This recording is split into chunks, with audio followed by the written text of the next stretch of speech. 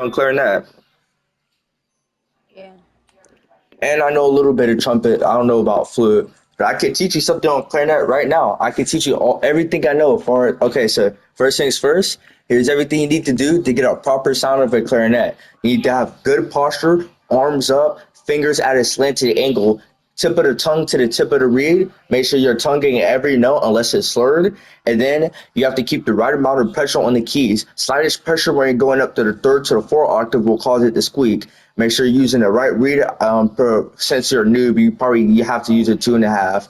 Make sure you're using slight tonguing since you're a noob. Do air fingering the notes. You need to learn your A flat, your B flat, your C, your B, C sharp scales first before you can move on to the other E flat scales. Then you need to learn F sharp minor. Then you need to learn relative minor, which is the seventh note raised by the semitone, which will give you a sharp and a flat. Then you need to learn relative. Oh wait, did I already say relative? You need to learn major, which is between your flat, sharp, and natural keys. Then you need to do your melodic scales, which is the sixth and seventh note raised to a semitone, which is basically a half step. Then once you do that, what else was I gonna say?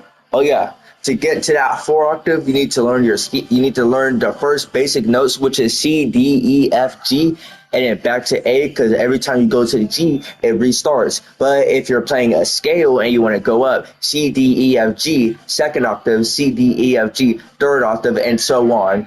Then the keys is going to get more difficult the more higher the note is. So you're going to go from a C to a C to a C to super duper high C, which is really hard because you got really pressure, a lot of air pressure too, a lot of blowing into your instrument. It takes a lot. So make sure you're using a lot of fast, so like a combination. And when you're tonguing, you want to go like ta ta ta, like light tap on the reed. Make sure you're not only that you're tonguing, but basically your tongue is following the air that you're blowing. So you're using your tongue and the air in your mouth. Also, you need to make sure that you're not biting too hard down on the clarinet, which will cause it to squeak or possibly break it. I don't know how good your jaw strength is, but make sure that your bottom lip is curled. You place the clarinet down, and then you put your top teeth on. You bite down, and then you lower your lip on it. Because if you have an air escape, you're gonna squeak. And then, and then I forgot what I was gonna say.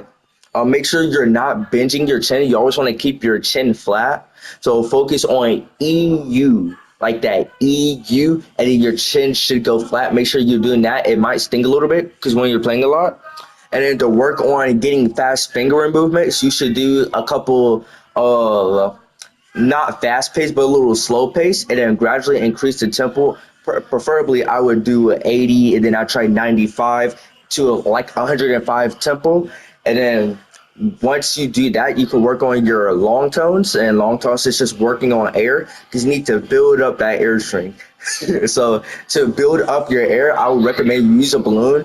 Start by doing two counts out for four, out in for four, out for eight, in for eight, out for 16, and so on. Then you keep that going, and then once you keep doing that, you should learn other instruments. As far as trumpet, I don't know too much about it, but you should warm up your fingers by like pressing down your fingers on the keys and make sure when if you realize you're a little too sharp on your trumpet, you can also pull out the slides. You also do that for clarinet too. For clarinet, if you're a little sharp, you pull the barrel, the bell, the body, the lower body, or maybe the mouthpiece out just a tad bit, and make sure you got those two lines on the sides of the lower body and body clarinet connected together. Like basically have it lined up. Because if you're too sharp, you're gonna have to pull out. If you're too flat, you might have to go in a little bit. And once you do that for a trumpet, to work on the scales, to get sound out of the trumpet, you gotta like curl in your lips. You gotta make it go like you're making farting noises with your mouth. And then as far as flute, I don't know too much about flute, but you should work on spreading your fingers on it and kind of curling in that the mouthpiece. Make sure that your lip is kind of like make sure the mouthpiece is at a slanted angle towards your lips, and make sure you're blowing lots of air because you actually use more air in a flute than the tuba. So lots of air. Work on long tones, and then remember the balloon method. N for 2, out for 4, N for 4, out for 8, N for 8, out for 16, N for 16, out for 24, and then so on. Did you catch all that? Yep, that was all easy, bro. I could do that easily. Oh my god, bro. That was so easy. That's bro. I heard everything you said. I could do that easily.